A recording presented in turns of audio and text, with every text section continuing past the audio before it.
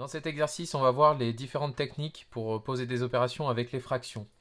Donc pour le premier exemple, on a deux fractions qu'on doit ajouter. On voit qu'on a les deux dénominateurs qui sont les mêmes, donc on peut faire l'opération sans faire d'étape préalable. On ajoute les numérateurs, 4 plus 7 fait 11, et on garde le dénominateur commun, le 3. Voilà pour cette première opération.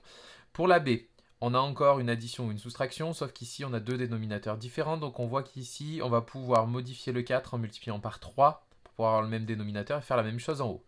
Donc si je multiplie tout par 3 dans la première fraction, j'obtiens 27 sur 12 à la place du 9 quarts, moins 5 douzièmes que je n'ai pas modifié.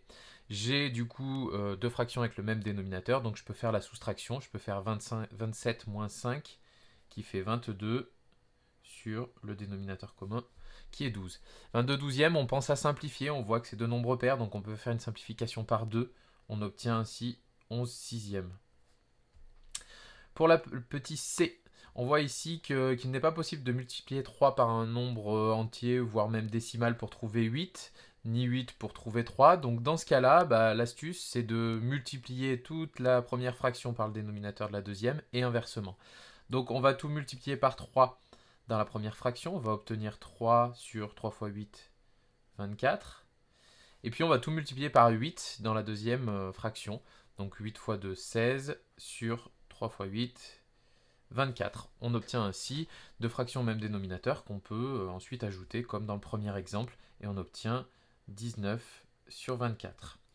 Ensuite, on a une multiplication entre fractions. Pour faire une multiplication entre fractions, il suffit de multiplier les numérateurs entre eux et les dénominateurs entre eux. Donc 4 fois moins 5 qui fait moins 20 et moins 3 fois 7 qui fait moins 21. Donc ici, on a une petite simplification possible. On a moins et moins, donc on peut simplifier les signes. Il reste 20 sur 21. Pour la dernière, pour la E, on a une division.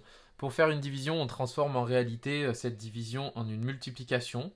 Donc on ne touche pas à la première fraction, mais au lieu de diviser par 3 huitièmes, on va multiplier par l'inverse. Donc au lieu de diviser par 3 huitièmes, on multiplie par 8 tiers. Et on retombe sur une multiplication, comme on a vu au D. Donc 2 fois 8 qui font 16 et 3 fois 7 qui font 21. Voilà pour ces techniques.